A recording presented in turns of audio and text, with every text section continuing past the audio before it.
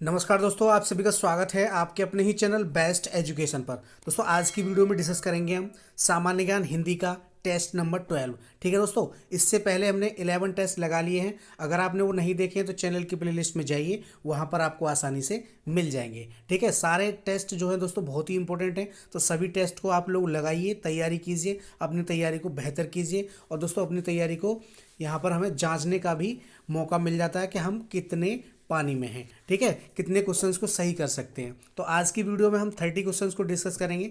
वैसे हम दोस्तों प्रत्येक वीडियो में 30 क्वेश्चंस ही डिस्कस करते हैं, तो आप लोग कमेंट करके जरूर बताना लास्ट में कि आपने 30 में से कितने क्वेश्चंस को सही किया। ठीक है, सारे क्वेश्चंस दोस्तों सेलेक्टेड करा रहा हूँ। और दोस्तों कॉन्सेप्ट प्लस क्वेश्चंस तो कर ही रहे हैं हम, साथ में कॉन्सेप्ट भी क्लियर करते चल रहे हैं। ठीक है, तो वीडियो शुरू होने से पहले आप लोग क्या करेंगे, एक कॉपी और पेंसिल लेके बैठ जाइए, जिससे कि जो भी थ्योरी होगी, जो भी परिभाषाएं होंगी, जो भी इंपॉर्टेंट कॉन्सेप्ट होंगे, उनको हम नोट डाउन करते चलेंगे। ठीक है, बहुत ही इंपॉर्टेंट रहने वाला है आज का वीडियो, तो दोस्तों वीडियो को लास्ट तक जरूर देखना।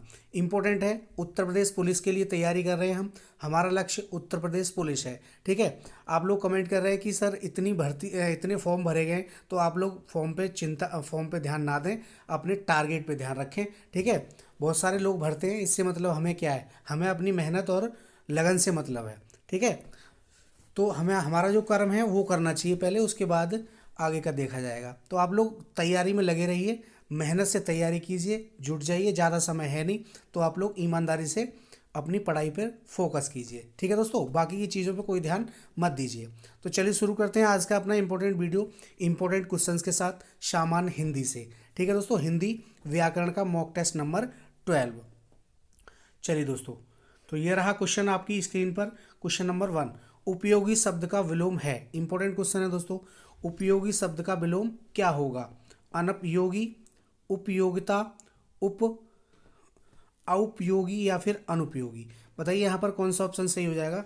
विलोम शब्द पूछा है दोस्तों इस प्रत्येक वीडियो में मैं प्रत्येक चैप्टर से क्वेश्चंस कवर करा रहा हूँ, आपके सभी चैप्टर आपको देखने के लिए मिलेंगे दोस्तों। ठीक है, चाहे आपका हिंदी वर्णमाला हो गया, वाक्य हो गया, पर्यायवाची हो गया, विलोम शब्द हो गया, संधि हो गई, है ना दोस्तों, और आपके अलंकार हो गए, और क्या नाम है उसका, रचनाएं होंगी, सभी से आपको चैप्टर से क्वेश्चन देखने के लिए मिलेंगे दोस्तों। तो यहाँ पर हमारा ऑप्शन नंबर डी जो है बिल्कुल राइट हो जाएगा, अनुपयोगी। ठीक है, उपयोगी का मतलब होता है कोई चीज़ हमारे लिए बहुत ही उपयोगी है ना। अनुपयोगी का मतलब उपयोगिता उसकी नहीं है। ठीक है, तो यहाँ पर हमारा डी ऑप्शन बिल्कुल राइट हो जाएगा। नेक्स्ट क्वेश्चन, प्रश्न नंबर 2। प्रश्न नंबर 2 है, आत्म उपसर्ग किस शब्द में नहीं है? नहीं है पे ज़्यादा ध्यान दीजिए। नहीं है, नहीं है पूछा है हमसे, उपसर्ग पूछा है। उपसर्ग जो दोस्तों वे शब्दांश होते हैं जो शब्द के आगे जुड़ते हैं। ठीक है, प्रत्यय हमारे शब्द के पीछे जुड़ते हैं। तो यहाँ पर हमारा ऑप्शन नंबर कौन सा सही हो जाएगा, बताइए। आत्म उपसर्ग किस में नहीं है दोस्तों? किस शब्द में आत्म उपसर्ग नहीं है? इंपॉर्टेंट है दोस्तों। तो हमारा यहाँ पर ऑप्शन नंबर बी जो है बिल्कुल राइट हो जाएगा, परमात्मा में। ठीक है, परमात्मा में दोस्तों हमारा आत्म उपसर्ग नहीं है। परमात्मा में दोस्तों क्या है, आत्मा प्रत्यय है। ठीक है, इसमें दोस्तों प्रत्यय लगा हुआ है, तो यही हमारा ऑप्शन नंबर बी जो है बिल्कुल राइट हो जाएगा। आत्मी में आत्म उपसर्ग है, आत्मनिर्भर इसमें भी है, और दोस्तों आत्मसम्मान इसमें भी आपका आत्म उपसर्ग लगा हुआ है। ठीक है, तो हमारा बी ऑप्शन यहाँ पर बिल्कुल राइट हो जाएगा। चलिए नेक्स्ट क्वेश्चन, प्रश्न नंबर 3। प्रश्न नंबर 3 है, स्वतंत्रता का विलोम शब्द है दोस्तों। यहाँ पर पूछा है हमसे दोस्तों स्वतंत्रता का विलोम शब्द, परतंत्रता, पराधीनता, परतंत्र या फिर गुलाम? बताइए कौन सा ऑप्शन यहाँ पर सही हो जाएगा, स्वतंत्रता का विलोम शब्द? तो दोस्तों हमारा यहाँ पर ऑप्शन नंबर बी जो है बिल्कुल राइट हो जाएगा, पराधीनता। ठीक है, पराधीनता का मतलब होता है किसी के अधीन रहना। ठीक है, किसी के अधीन रहना। तो हमारा ऑप्शन नंबर जो है बी बिल्कुल राइट हो जाएगा, स्वतंत्रता का विलोम हो जाएगा पराधीनता। चलिए नेक्स्ट क्वेश्चन, प्रश्न नंबर 4। निम्नलिखित में से वादल का पर्यायवाची शब्द नहीं है। नहीं है पूछा है हमसे, और किसका, वादल का। बादल का पर्यायवाची शब्द पूछा है हमसे, नहीं है। ठीक है, घन, पयोधर, जलज या फिर जलद? बताइए कौन सा ऑप्शन यहाँ पर सही हो जाएगा। तो दोस्तों बादल का जो पर्यायवाची नहीं है वो दोस्तों जलज नहीं है। ठीक है दोस्तों, क्या नहीं है, जलज। जलज जो है हमारा ये कमल का पर्यायवाची है। ठीक है दोस्तों, किसका है, कमल का पर्यायवाची है। धन, पयोधर और दोस्तों जलद, ये तीनों ही हमारे किसके पर्यायवाची हैं? बादल के पर्यायवाची हैं। हमसे पूछा है नहीं है तो जलद जो है ये कमल का है, तो यही हमारा ऑप्शन नंबर सी जो है बिल्कुल राइट हो जाएगा, जलद। ठीक है। चलिए नेक्स्ट क्वेश्चन, प्रश्न नंबर 4। प्रश्न नंबर 4 है, काले बादल में रहती चांद की रेखा में कौन सा समा अलंकार है? दोस्तों काले बादल में रहती चांद की रेखा में दोस्तों कौन सा अलंकार है? उत्प्रेक्षा अलंकार, श्रेष्ठ अलंकार, उपमा अलंकार या फिर रूपक अलंकार? बताइए यहाँ पर कौन सा ऑप्शन सही हो जाएगा? काले बादल में रहती चांद की रेखा।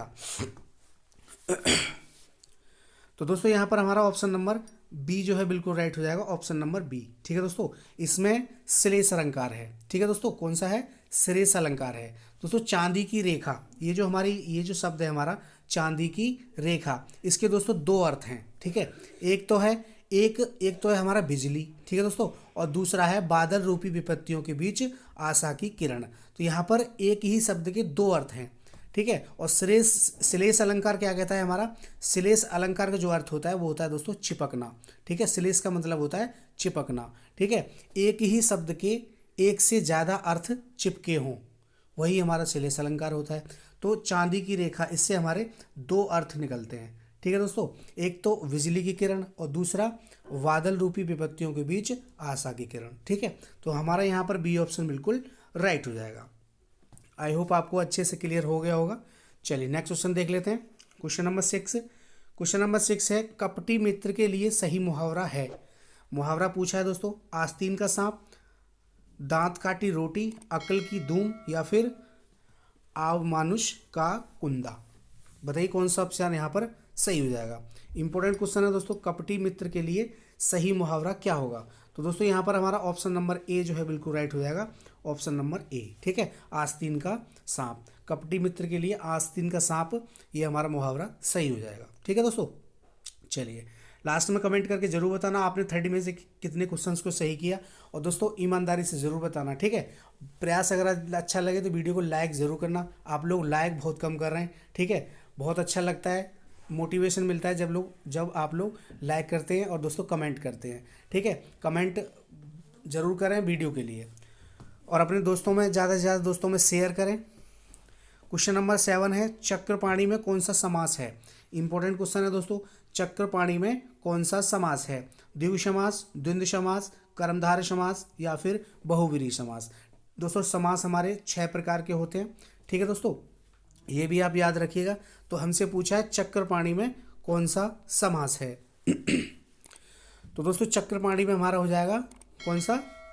बहुव्रीहि समास। ठीक है दोस्तों, कौन सा हो जाएगा? बहुव्रीहि। तो डी ऑप्शन हमारा बिल्कुल राइट हो जाएगा। बहुव्रीहि समास क्या होता है? जिस समस्त पद में कोई भी पद प्रधान नहीं होगा। ठीक है दोस्तों, जिस समस्त पद में कोई भी पद प्रधान नहीं होता तथा दोनों पद मिलके तीसरे पद की ओर संकेत करते हैं, यही हमारा क्या हो जाएगा? बहुव्रीहि समास हो जाएगा। चक्रपाणी, चक्र है पाणी में जिसके, ठीक है, अर्थात विष्णु जी।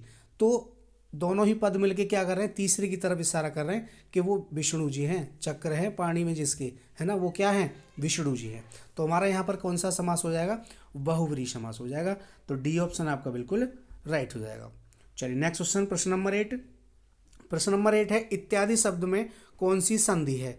इंपॉर्टेंट क्वेश्चन है दोस्तों, इत्यादि शब्द में कौन सी संधि है? यण संधि, वृद्धि संधि, गुण या फिर दीर्घ संधि?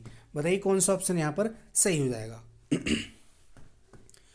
दोस्तों बात करें हम संधि की, तो संधि हमारी 3 प्रकार की होती हैं, स्वर संधि, विसर्ग संधि और दोस्तों व्यंजन संधि। ठीक है दोस्तों, स्वर संधि के अंतर्गत 5 संधियाँ आती हैं। स्वर संधि के भी 5 भेद होते हैं। ठीक है, उनमें से ही हमसे पूछा गया है यण संधि, वृद्धि संधि, गुण संधि और दीर्घ संधि, ये सभी स्वर संधि हैं। और एक होती है हमारी अयादि संधि। ये 5 प्रकार की हमारी स्वर संधियाँ होती हैं। तो बताइए इत्यादि में कौन सी संधि होगी हमारी दोस्तों? तो दोस्तों इत्यादि में हमारी कौन सी संधि होगी? यण संधि होगी। ठीक है दोस्तों, कौन सी? यण संधि। ए ऑप्शन आपका बिल्कुल राइट हो जाएगा। कैसे होगी? इत्यादि का अगर हम संधि विकसित करेंगे तो इति धन आदि,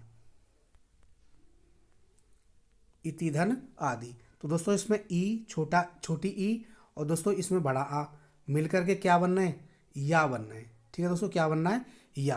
तो क्या हो जाता है हमारा? ये हो जाता है इत्यादि। क्या हो जाता है, इत्यादि। तो दोस्तों इसमें हमारा क्या होगा, यण संधि होगी। ठीक है, ए ऑप्शन आपका बिल्कुल राइट हो जाएगा। नेक्स्ट क्वेश्चन, प्रश्न नंबर 9, कवि का स्त्रीलिंग है।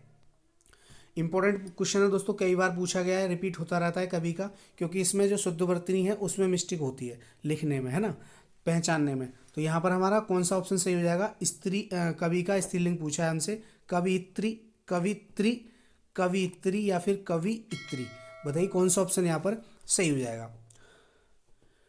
तो हमारा दोस्तों यहाँ पर ऑप्शन नंबर सी जो है बिल्कुल राइट हो जाएगा, ऑप्शन नंबर सी। ठीक है, कवित्री, कवित्री, इस तरीके से हम इसको लिखेंगे। तो हमारा कौन सा ऑप्शन सही हो जाएगा, सी ऑप्शन बिल्कुल करेक्ट हो जाएगा। नेक्स्ट क्वेश्चन, प्रश्न नंबर 10, प्रेम सागर किसकी रचना है। इंपॉर्टेंट क्वेश्चन है दोस्तों, रचनाओं से बहुत सारे क्वेश्चन पूछे जाएंगे, ज़्यादातर रचनाओं से पूछे जाते हैं, क्योंकि बहुत सारी रचनाएं हैं लेखकों की, एक एक लेखक ने बहुत सारी कई कई रचनाएं लिखी हैं, तो इसलिए बच्चे से कठिन क्वेश्चन ही पूछे जाते हैं।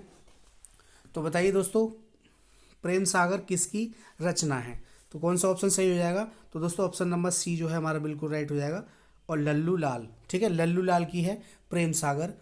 ठीक है दोस्तों, इनकी दोस्तों 14 रचनाएं बताई गई हैं, जिनमें प्रेम सागर प्रमुख है। तो यहाँ पर हमारा ऑप्शन बिल्कुल सी ऑप्शन बिल्कुल राइट हो जाएगा। प्रेम सागर में कौन सी रचना है, प्रेम सागर किसकी रचना है, तो दोस्तों ये लल्लू लाल की है। चलिए नेक्स्ट क्वेश्चन, प्रश्न नंबर 11। प्रश्न नंबर 11 है, हिंदी का पहला पत्र है। हिंदी का पहला पत्र कौन सा है, उद्दंत मार्तंड, ऐतिहासिक, तिमिरनाशक, बनारस अखबार या फिर हरिश्चंद्र मैगनीज, बताइए कौन सा ऑप्शन यहाँ पर सही हो जाएगा। हिंदी का पहला पत्र कौन सा है, तो दोस्तों हमारा ऑप्शन नंबर ए जो है बिल्कुल राइट हो जाएगा, उद्दंत मार्तंड, ए ऑप्शन बिल्कुल राइट हो जाएगा। ठीक है दोस्तों, हिंदी का पहला जो साप्ताहिक पत्र है ये दोस्तों हमारा उद्दंत मार्तंड है। प्रकाशन 30 मई 1966 में हुआ था। प्रथम संपादक जो थे इसके पंडित जुगल किशोर शुक्ल थे, ये भी आप याद रखिएगा। तो यहाँ पर हमारा ये ऑप्शन बिल्कुल राइट हो जाएगा। चलिए नेक्स्ट क्वेश्चन, प्रश्न नंबर 12। प्रश्न नंबर 12 है, नाक रगड़ना का क्या अर्थ है। नाक रगड़ना, नाक में चोट लगना, इज्जत देना, दीनतापूर्वक प्रार्थना करना या फिर चापलूसी करना, बताइए कौन सा ऑप्शन यहाँ पर सही हो जाएगा। नाक रगड़ना, इसका दोस्तों अर्थ पूछा है हमसे, तो दोस्तों दीनतापूर्वक प्रार्थना करना। ठीक है दोस्तों, दीनतापूर्वक प्रार्थना करना, तो यहाँ पर सी ऑप्शन बिल्कुल राइट हो जाएगा। नेक्स्ट क्वेश्चन, प्रश्न नंबर 13, राम पढ़ता है कैसा वाक्य है। सरल वाक्य है, संयुक्त वाक्य है, मिश्रित है या फिर इनमें से कोई नहीं, बताइए कौन सा ऑप्शन सही हो जाएगा। राम पढ़ता है, तो दोस्तों यहाँ पर हमारा ऑप्शन नंबर ए जो है बिल्कुल राइट हो जाएगा। राम पढ़ता है जो ये दोस्तों सरल वाक्य है। ठीक है दोस्तों, कैसा है, सरल वाक्य, तो ए ऑप्शन बिल्कुल राइट हो जाएगा। सरल वाक्य कौन से होते हैं, एक ही क्रिया पाई जाती है, जिनमें दोस्तों ऐसे वाक्य जिनमें एक ही क्रिया पाई जाए वहाँ पर क्या होगा, सरल वाक्य होगा। तो हमारा ए ऑप्शन बिल्कुल राइट हो जाएगा। ठीक है दोस्तों, चलिए नेक्स्ट क्वेश्चन देख लेते हैं। Question number 14। क्वेश्चन नंबर 14 है, कार्य के आरंभ में ही विघ्न पड़ना किस मुहावरे का अर्थ है। कार्य के आरंभ में ही विघ्न पड़ना किस मुहावरे का अर्थ है। सिर मारना, सिर पर सेहरा बंधा होना, सिर मुड़ाते ही ओले पड़ना या फिर सिर पर शैतान सवार होना, बताइए कौन सा ऑप्शन इनमें सही हो जाएगा।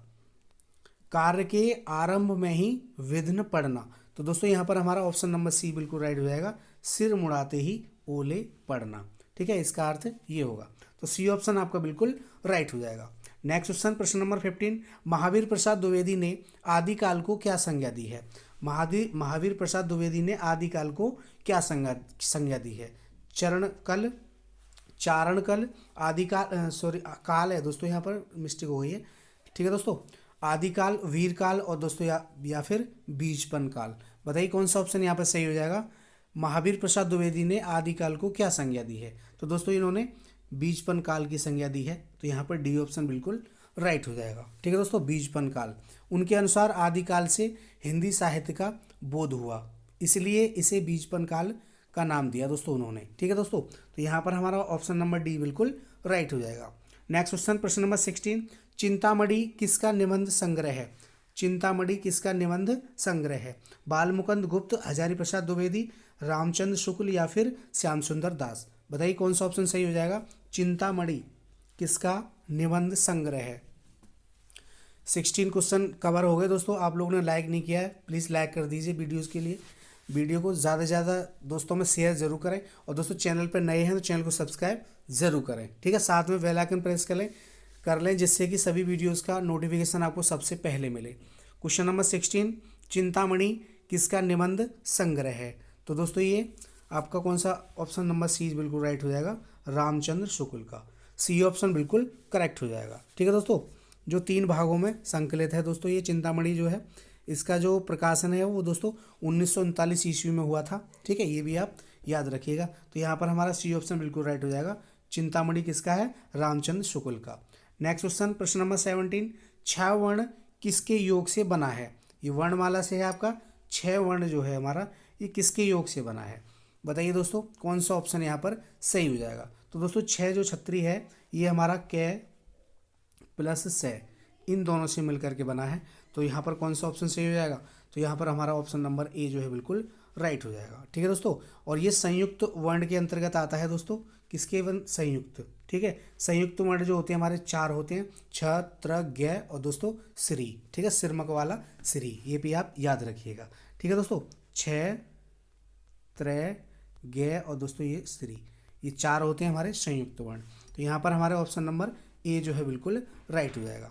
नेक्स्ट क्वेश्चन, प्रश्न नंबर 18, हिंदी के शब्दों का लिंग निर्धारण किसके आधार पर होता है? हिंदी के शब्दों का लिंग निर्धारण किसके आधार पर होता है? प्रत्यय, क्रिया, संज्ञा या फिर सर्वनाम? बताइए कौन सा ऑप्शन यहाँ पर सही हो जाएगा। तो दोस्तों हिंदी में जो लिंग निर्धारण होता है वो दोस्तों क्रिया के अनुसार होता है, ठीक है। तो यहाँ पर हमारा बी ऑप्शन बिल्कुल राइट हो जाएगा। लिंग निर्धारण क्रिया के अनुसार होता है, ठीक है दोस्तों। जैसे मैं जा रहा हूँ पुल्लिंग है, मैं जा रही हूँ तो क्या हो जाएगा? स्त्रीलिंग हो जाएगा। तो किसके हिसाब से हो जाएगा?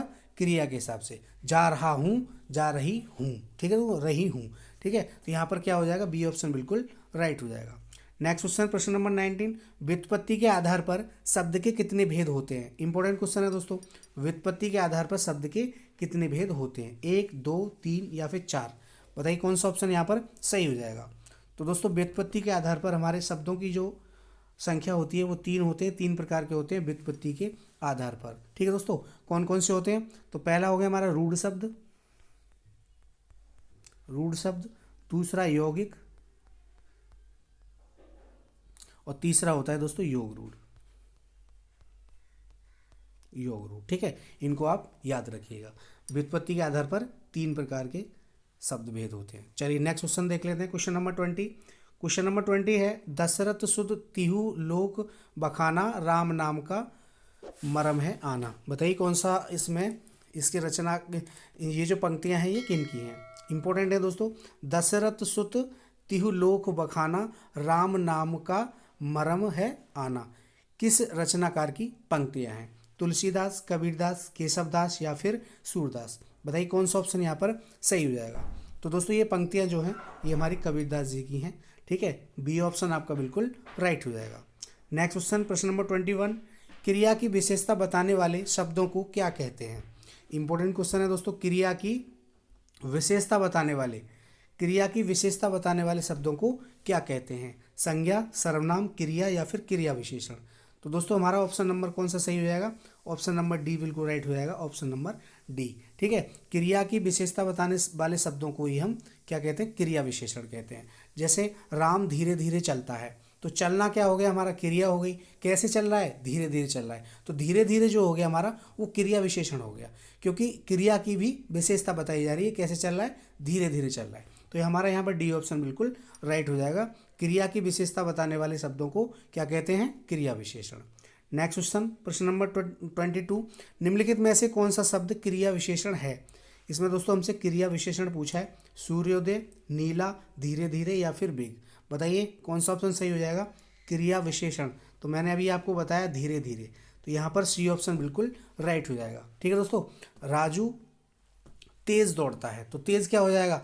वो हमारा क्रिया विशेषण हो जाएगा। राम धीरे धीरे चलता है, तो कैसे चल रहा है? धीरे धीरे चल रहा है ना। क्रिया की भी विशेषता बताई जा रही है, तो यहाँ पर सी ऑप्शन बिल्कुल राइट हो जाएगा। धीरे धीरे जो है ये क्रिया विशेषण है हमारा, ठीक है दोस्तों। तो सी ऑप्शन आपका बिल्कुल राइट हो जाएगा। नेक्स्ट क्वेश्चन, प्रश्न नंबर 23, जिस समस्त पद में अव्यय शब्द हो तथा पहला पद प्रधान हो वह कौन सा समास कहलाता है। इंपॉर्टेंट क्वेश्चन है दोस्तों।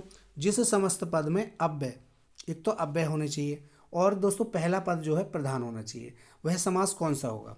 अव्ययीभाव, तत्पुरुष, द्विगु या फिर कर्मधार। बताइए कौन सा ऑप्शन आप यहाँ पर सही हो जाएगा। तो दोस्तों यहाँ पर हमारा ऑप्शन नंबर ए जो है बिल्कुल राइट हो जाएगा, अव्ययीभाव समास। ठीक है दोस्तों, अव्ययीभाव समास में क्या होता है, पहला पद अव्यय होता है। जैसे प्रति हो गया, आ हो गया, यथा हो गया, है ना दोस्तों, भर हो गया, इन शब्दों से शुरुआत होगी। ठीक है, प्रतिमान, तो कैसा हो जाएगा, प्रति आ गया, इसमें पहला शब्द अव्यय है और पहला पद प्रधान भी है, तो ये हमारा अव्ययीभाव समास हो जाएगा। चलिए नेक्स्ट क्वेश्चन, प्रश्न नंबर 24, प्रतिमान शब्द में कौन सा समास है। ठीक है, यहाँ मैंने ले लिया है, अच्छे से आपको कवर हो जाएगा। प्रतिमान शब्द में कौन सा समास है, तो प्रति आ गया, आगे आगे अव्यय जुड़ा हुआ है, ये इसकी पहचान होती है। ठीक है, उपसर्ग से शुरू होते हैं, तो यहाँ पर क्या हो जाएगा दोस्तों, अव्ययीभाव समास हो जाएगा।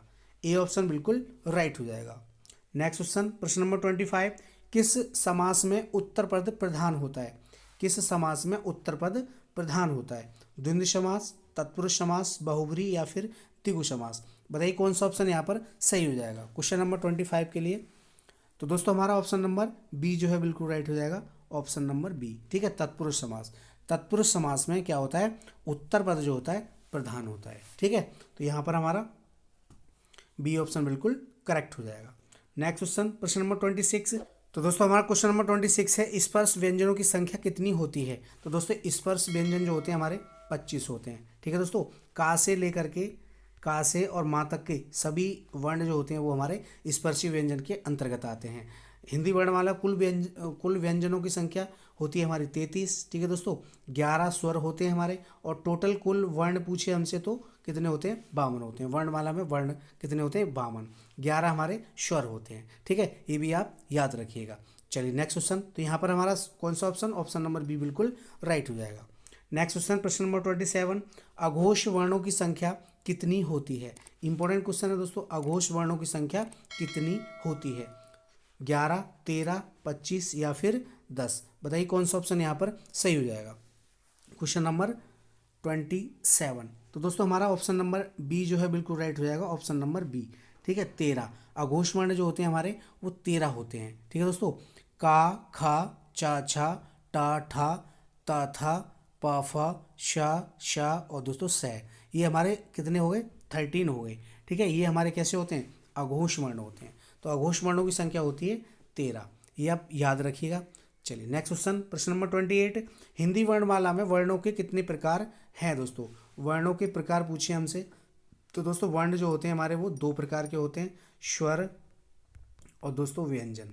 ठीक है, स्वर और व्यंजन, ये 2 प्रकार के हमारे वर्ण होते हैं। स्वरों की संख्या हमारी 11 होती है और व्यंजन जो होते हैं हमारे वो दोस्तों 33 होते हैं। ठीक है, चलिए नेक्स्ट क्वेश्चन, प्रश्न नंबर 29, अव्यय के कितने भेद होते हैं। अव्यय जो होते हैं वो, इनके दोस्तों भेद कितने होते हैं, 2, 3, 4 या फिर 5।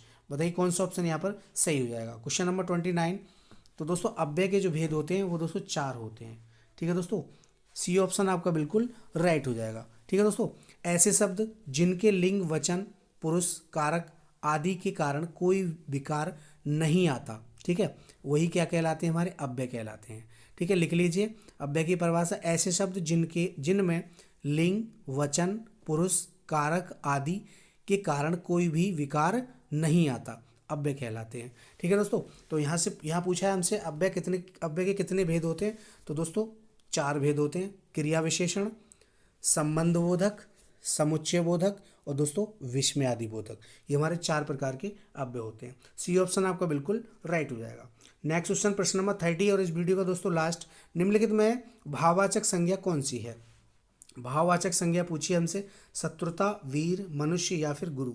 बताइए कौन सा ऑप्शन यहाँ पर सही हो जाएगा। तो दोस्तों भाववाचक संज्ञा जो होगी वो दोस्तों शत्रुता होगी। ठीक है, यहाँ पर हमारा ए ऑप्शन बिल्कुल राइट हो जाएगा। ठीक है दोस्तों, तो ये थे मोस्ट 30 क्वेश्चंस। वीडियो कैसा लगा कमेंट करके जरूर बताना। आपने 30 में से कितने क्वेश्चंस को सही किया कमेंट जरूर करना। ठीक है दोस्तों, ज़्यादा से ज़्यादा दोस्तों में शेयर करना और दोस्तों वीडियो को लाइक कर दो। ठीक है, वीडियो को लाइक कर दीजिए, बहुत ही मोटिवेशन मिलता है। तो वीडियो को ज़्यादा से ज़्यादा दोस्तों में ज़रूर पहुंचाना। ठीक है दोस्तों, चैनल पर नए हैं तो चैनल को सब्सक्राइब कर लीजिए, साथ में बेल आइकन प्रेस कर लीजिए, जिससे कि सभी वीडियोज़ का नोटिफिकेशन आपको सबसे पहले मिले। ठीक है दोस्तों, मिलते हैं नए टेस्ट के साथ नेक्स्ट क्लास में। तब तक के लिए जय हिंद, जय भारत, धन्यवाद दोस्तों।